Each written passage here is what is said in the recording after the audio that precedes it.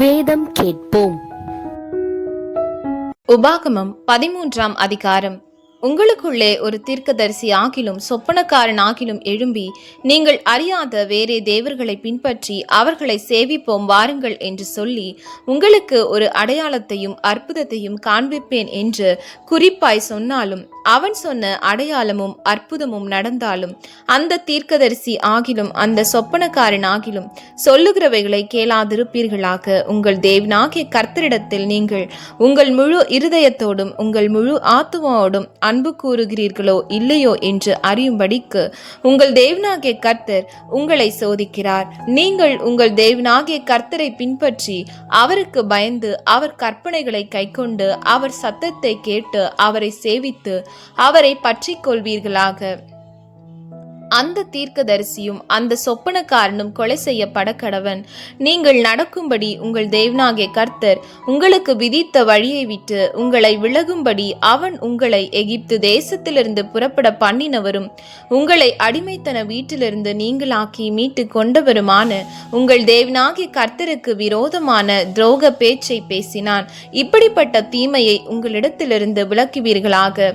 உன் தாய்க்கு பிறந்த உன் சகோதரன் ஆகிலும் உன் குமாரன் ஆகிலும் உன் குமாரத்தி ஆகிலும் உன் மார்பில் உள்ள உன் மனைவி ஆகிலும் உன் பிராணனை போலிருக்கிற உன் சிநேகிதன் ஆகிலும் உன்னை நோக்கி, நாம் போய் வேறே தேவர்களை சேவிப்போம் வாருங்கள் என்று சொல்லி, உன்னை சுற்றிலும் உனக்கு சமீபத்தில் ஆகிலும் உனக்கு தூரத்தில் ஆகிலும் தேசத்தின் ஒரு முனை தொடங்கி மறுமுனை மட்டுமுள்ள எவ்விடத்தில் ஆகிலும் இருக்கிற ஜனங்களுடைய தேவர்களில் நீயும் உன் பிதாக்களும் அறியாத அந்நிய தேவர்களை சேவிக்கும்படி இரகசியமாய் உன்னை ஏவிவிட்டால், நீ அவனுக்கு சம்மதியாமலும் அவனுக்கு செவி கொடாமலும் உன் கண் அவன் மேல் இரங்கங்கொள்ளாமலும் அவனை தப்ப விடாமலும் அவனை ஒளித்து வைக்காமலும் அவனை கொலை செய்து போட வேண்டும். அவனை கொலை செய்வதற்கு முதல் உன் கையும் பின்பு சகல ஜனத்தின் கையும் அவன் மேல் இருக்க கடவது.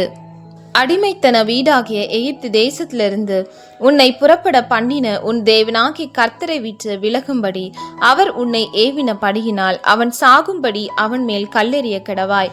இஸ்ரவேல் யாவரும் அதை கேட்டு பயந்து இனி உன் நடுவே இப்படிப்பட்ட தீமையான காரியத்தை செய்யாதிருப்பார்கள். உன் தேவனாகிய கர்த்தர் உனக்கு குடியிருக்கும்படி கொடுக்கும் பட்டணங்கள் ஒன்றில் பேலியாளின் மக்கள் ஆகிய துஷ்ட மனிதர் உன்னிடத்திலிருந்து புறப்பட்டு, நீங்கள் அறியாத வேறே தேவர்களை சேவிக்க போவோம் வாருங்கள் என்று தங்கள் பட்டணத்தின் குடிகளை ஏவினார்கள் என்கிற செய்தியை கேள்விப்படும் போது, நீ நன்றாய் விசாரித்து கேட்டு ஆராய்ந்து அப்படிப்பட்ட அருவருப்பான காரியம் உன் நடுவே நடந்தது மெய்யும் நிச்சயமும் என்று காண்பாயானால், அந்த பட்டணத்தின் குடிகளை பட்டய கருக்கினால் வெட்டி அதையும் அதிலுள்ள யாவற்றையும் அதன் மிருக ஜீவன்களையும் பட்டய கருக்கினால் சங்காரம் பண்ணி அதில் கொள்ளையிட்டதெல்லாம் அதன் நடு வீதியிலே கூட்டி உன் தேவனாகிய கர்த்தருக்கு என்று அந்த பட்டணத்தையும் அதில் கொள்ளையிடப்பட்ட யாவற்றையும் முழுவதும் அக்கினியில் சுட்டெரிக்க கடவாய்.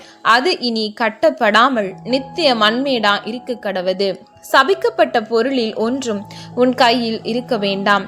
நான் இன்று உனக்கு கற்பிக்கிற உன் தேவனாகிய கர்த்தரின் கற்பனைகளை எல்லாம் நீ கைக்கொண்டு உன் தேவனாகிய கர்த்தருடைய பார்வைக்கு செம்மையானதை செய்யும்படி அவர் சத்தத்திற்கு செவி கொடுப்பாயானால், கர்த்தர் தமது கோபத்தின் உக்கிரத்தை விட்டு திரும்பி உனக்கு தயை செய்து உனக்கு இறங்கி அவர் உன் பிதாக்களுக்கு ஆணையிட்டபடி உன்னை விருத்தியடைய பண்ணுவார்.